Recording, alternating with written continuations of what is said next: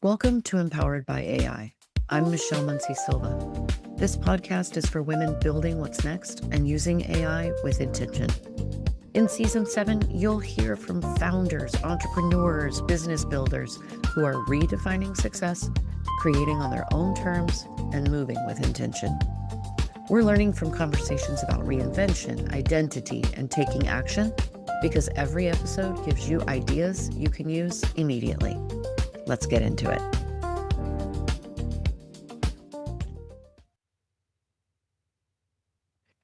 I absolutely love Trudy-Ann Armand. I'm just going to confess right now, professional crush on you. I super excited to have you back in the podcast orbit. And I want you to introduce yourself to everyone, share a little bit about you, and we are going to have the pleasure of just gaining from your expertise today and your experiences. So go ahead and dive in. I am delighted to be here. Anytime you invite me, I will show up. So I'm Trudy-Ann Armand, and I help women take their current skills and turn them into a monetized plan B or plan A because, hey, there's no shame in making it your plan A. As far as my background, so I've been an entrepreneur for over a decade. I'm an award-winning entrepreneur.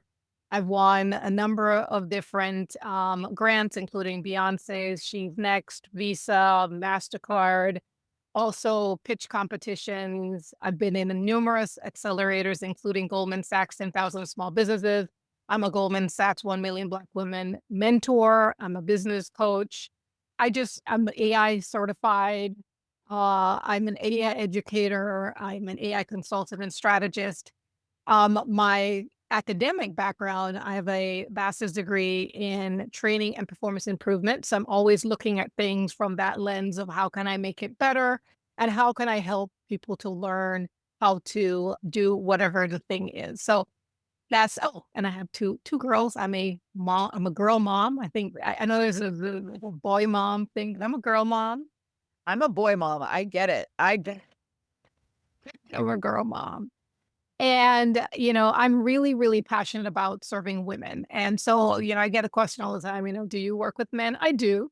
But I really, really, it's my mission to help us to have, a plan B, which I know we'll talk about a little bit more. But that's, I think, me in a nutshell.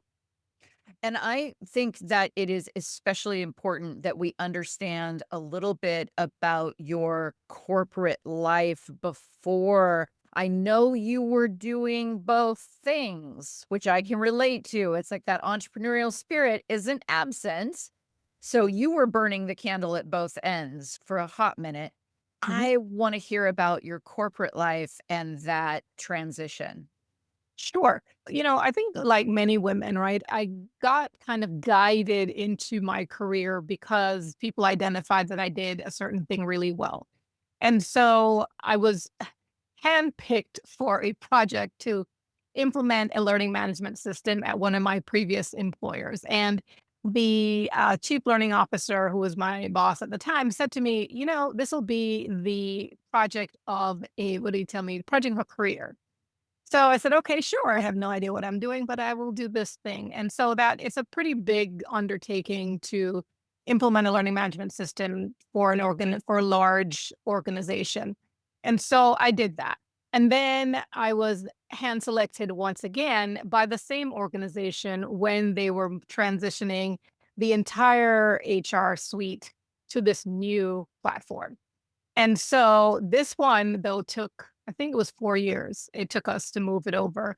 And so then I was told this is the project of a lifetime, which I think it probably was. But what that did for me was it gave me the insight into how systems work. The broader project was a system-wide implementation where we were doing, HR compensation and supply chain and all the other things, gave me that cross-functional approach. And so that I think is where I get some of my, ability to deconstruct things and look at, okay, how do they work together? And, what is the user experience and all of that? And so in my most recent role, I was at Spirit Airlines. I used to manage their corporate university. And so in that space, I also was responsible for a learning management system. And we were in the midst when Spirit shut down operations, we were in the middle of moving to a new learning management system. And so my team at the time, we had learning administrators as well as instructional designers. So I also have an instructional design background as well. So that corporate experience, and I was prior to the Spirit again no longer being there, I was also on the AI project, the AI implementation project. I was leading the learning, the adoption piece of that. So that's kind of where my corporate life was at that point when I left. Yeah. And that vast experience, do you feel like there is something in that corporate life that still serves you today? Is there a particular avenue, a particular niche within that you feel like you brought with you and it is of service to you in your entrepreneurial endeavors? Yeah, looking at especially the women that I'm working with now, looking at what is that corporate experience? What are some of the things that we can call from their experience? And because it was my experience as well, some of the things that are drivers for us, right? Feeling potentially not feeling seen or not being able to do the things that you do well or the things that light you up, some of those observations, some of those experiences are things I'm pulling on today, looking at, and then when I step back from that and say, okay, if my clients are looking to serve organizations, enterprises, what are those enterprises looking for? From where I said I had vendors that I would work with. We looked at RFPs and so on. And so I'm able to kind of put on that hat or, look through that lens and say, okay, if you are intending to market to or serve organizations, what would an organization want? What are the things that they use to filter vendors? What are the things that you need to make sure you have? And so it's kind of a combination of things, looking at it from the employee's perspective, looking at it from a leader's perspective, because I was a people leader. What are some of the things that I can use even with clients is how can I help motivate them? How can I help, identify issues where they may not be feeling seen or motivated or, so all of that, the entire experience I bring to the table today. And one of the very first guests that I interviewed for this season, she talked about how important it is that we consider not flipping a switch, right? It's not, I was corporate, light got turned off, now I'm an entrepreneur. It's the idea of thanking that woman that got you to where you are today and bringing those experiences forward with you. I understand that from a standpoint of that wasn't a waste of time. That was No. building, that was skill building, that was emotional intelligence, that was that type of development that brought us to where we are today. But I'm also increasingly aware of the fact that there are certain liabilities in the mindset from employee life. And so that's where I'm interested, the flip side to what you just talked about. What kinds of employee life can become a liability to a founder?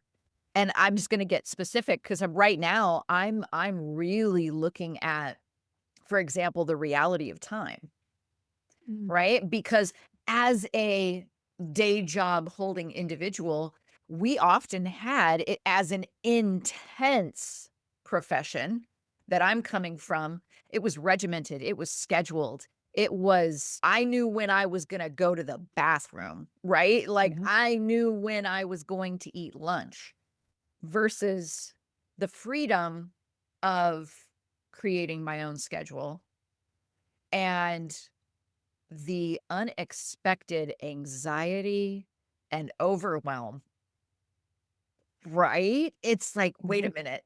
freedom sounds so amazing, but I'm actually finding that employee life where it was regimented, I was constantly reacting, things were thrown. And I think a lot of women that are coming from high-powered, high-level positions into entrepreneurial life, I'm wondering if this isn't a ability where it's like, wait a minute, freedom? What do I do? Yeah. Well, I agree with you. I think I have a little bit of a different challenge, I suppose. And I absolutely agree with that. It's almost like, sometimes when people leave prison, they're like, okay, now what? I used, like you said, I knew when I was going to the bathroom and, all of that. Yeah. And so it can be a little bit, for me, the problem is that I have a lot of time, but I'm filling that time with a lot of work because I'm a bit of a workaholic and I tend to then do the opposite. I'm like, okay, how come, like you said, I have all this time, but I'm always busy. I always have something to do. I always have something I want to improve. And so I have the issue of making sure that I build time in to take a break, to take a breath, to do things that are not just work. And so there's a little bit of that. And I think one of the things that's really helpful is time blocking for both, your challenge and mine is time blocking out. Okay, this is the block of time that I'll spend on this. Then even if I'm not done, I'm going to do my next block of thing. And then something that someone that I heard, and it wasn't unique to her, but the eating the frog, right? Eating the frog first. Basically, the thing you loathe the most that's on your schedule, do it first. When you start your day, do that thing first.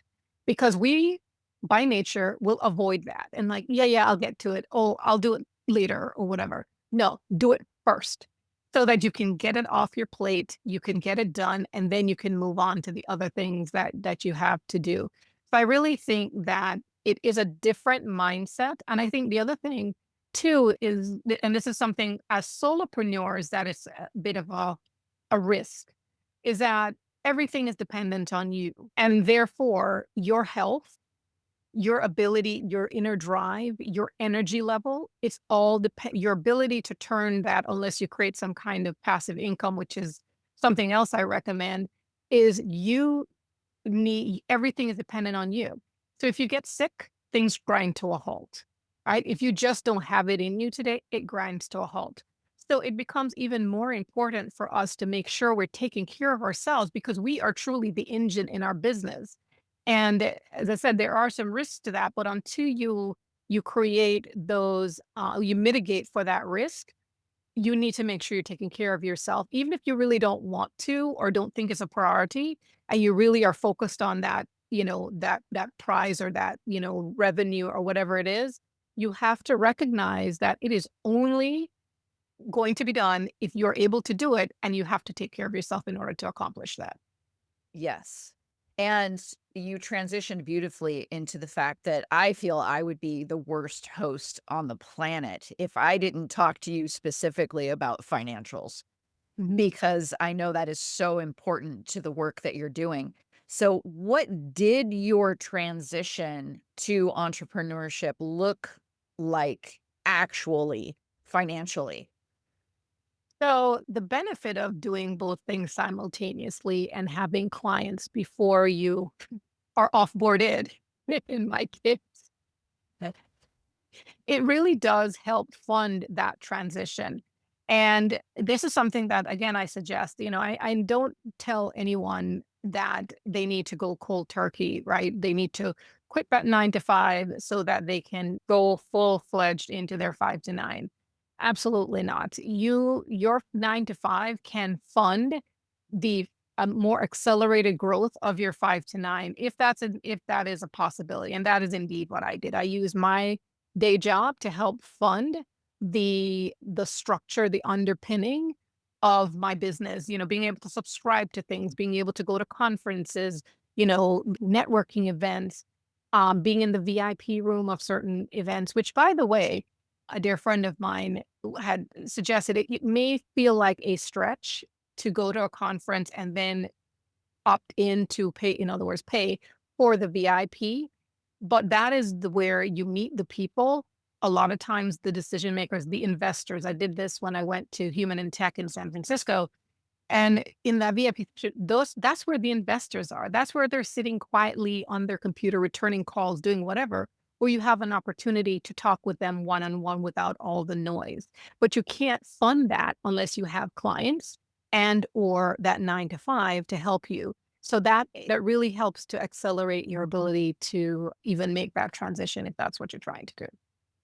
And there's a whole nother element, I think, to transitioning as well, in that I know for a family has been coming up so often in these conversations. And oftentimes they don't understand what you're doing. They don't know because God love I keep saying this, my beautiful boomer parents, they had a very clear idea that college led to career, led to pension, gold watch, all the things. And Mhm. so when you talk about entrepreneurial efforts, they're at a loss. And so I'm wondering, what did you do with that maybe well placed misunderstanding or doubt about moves that you were making? Ah, that's a great one. So show them the money. Ah,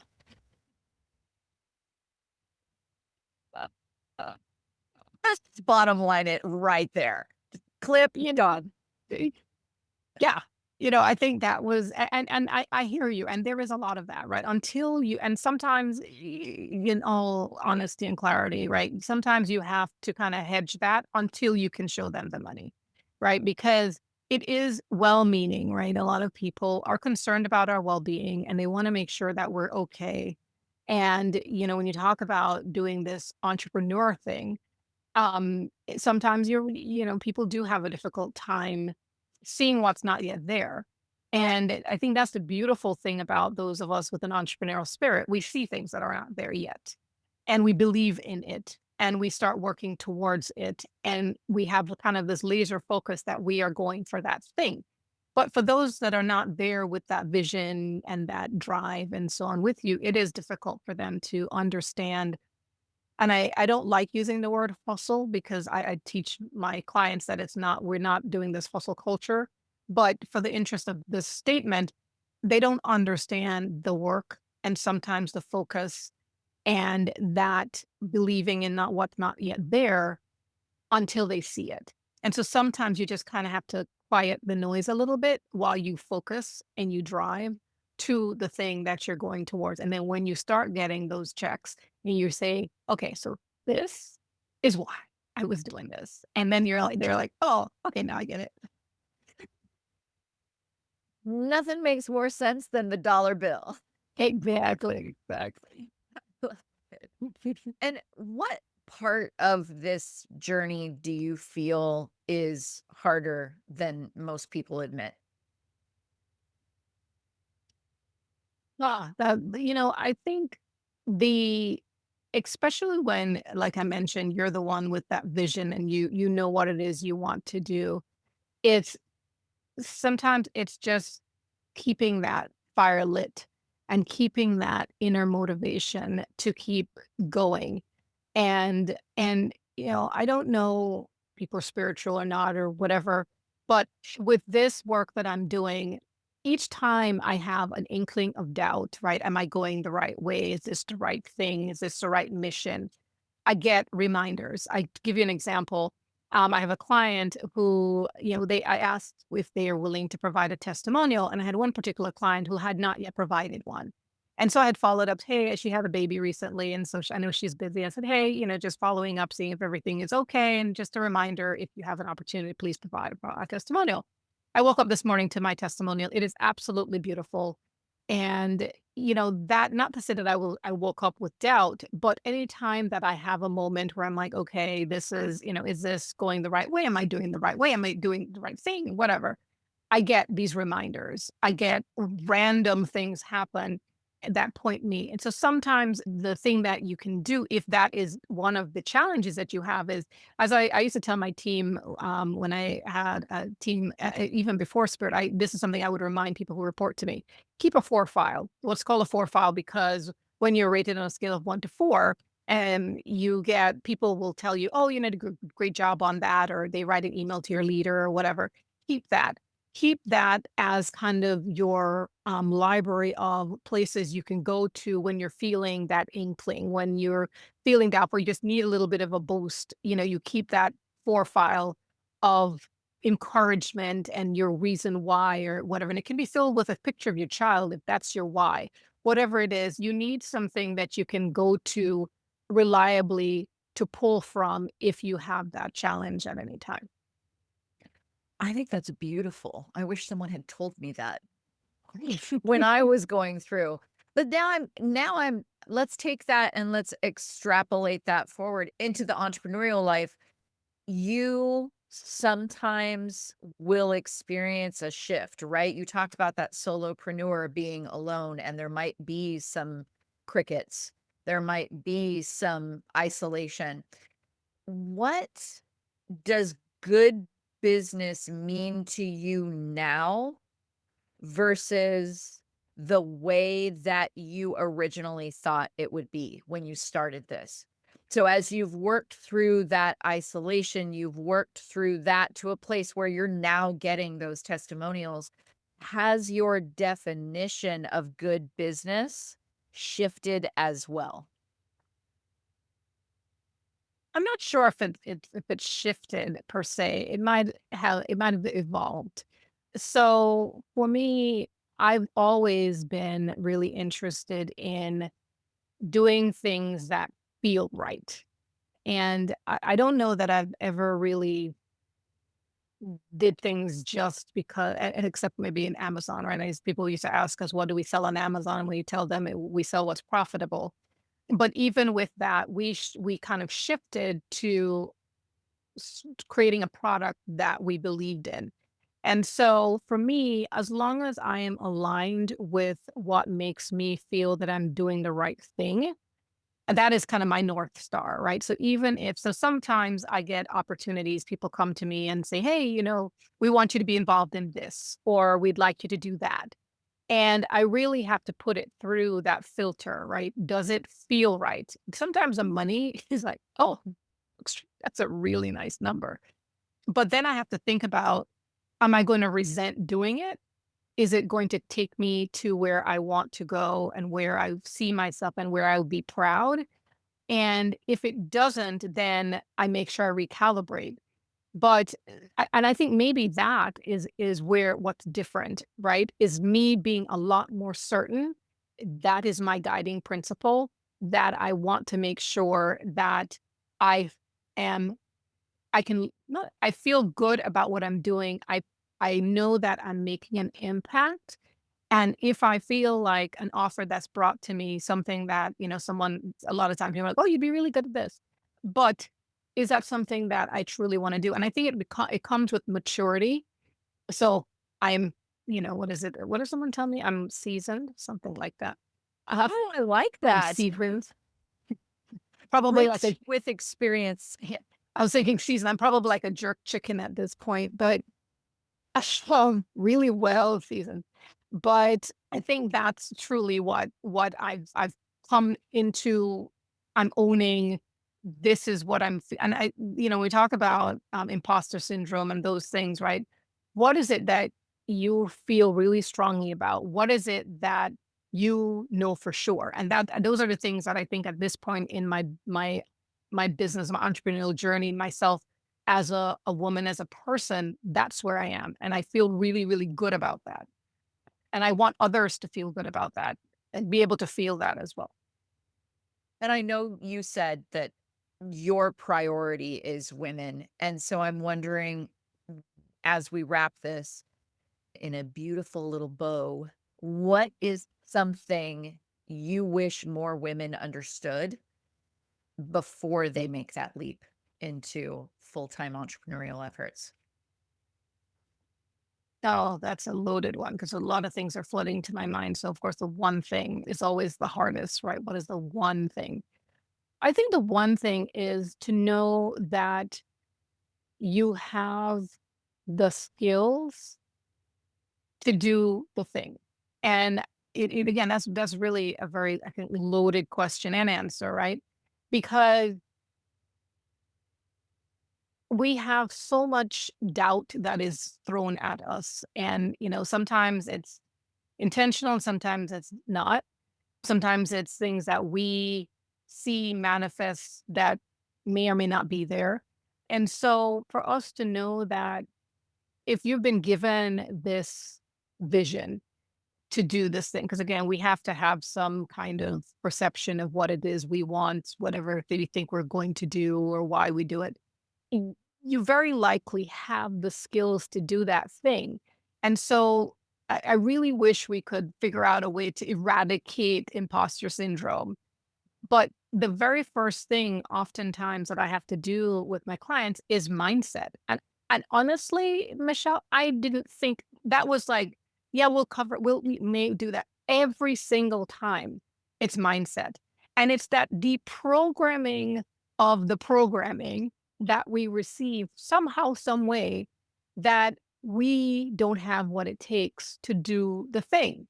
And so that is the one thing that before you make that leap, reconcile that, whatever it is, whether you need therapy, whether you need to journal, whether you need to work with a coach, whatever it is, reconcile that because it's going to show up in different ways. It shows up in how you price. That is the dollars and cents of it, right? If you don't believe, you're not going, it's going to be difficult for you to articulate your value, whatever that looks like for you. So I think that's one of the things is reconcile, deal with that feeling of not being worthy, not being skilled enough, not knowing enough, not, all of that, I think is a thing that it would behoove you to work through that before you take that leap. Because then when everything else is kind of reliant on you, it's still there. So if you can deal with it before you take that leap, I think that would serve you well. That is absolutely phenomenal. And for people that do want to work with you because they're hearing you talk about coaching, where would they connect with you? So my website is her-mind.ai. And on that site, you can reach out to me there. And so I'd be happy to, talk with someone. You can, book a call with me. It is a complimentary call. We can just chat and see what you're up to or what you'd like to be up to. And ladies, I have booked calls with Trudy and chatted with her frequently, and it is a gold mine, absolute gold mine of experience and expertise wrapped in care and concern for your betterment. So please do reach out to her. Absolutely phenomenal asset to have her in your corner. Oh, thank you. Trudy, it's been fantastic to have you again. I love it. And thank you so much for helping me dive into this Founders series. No, thank you so much. I'm always happy to be here. And again, if you call, I will answer.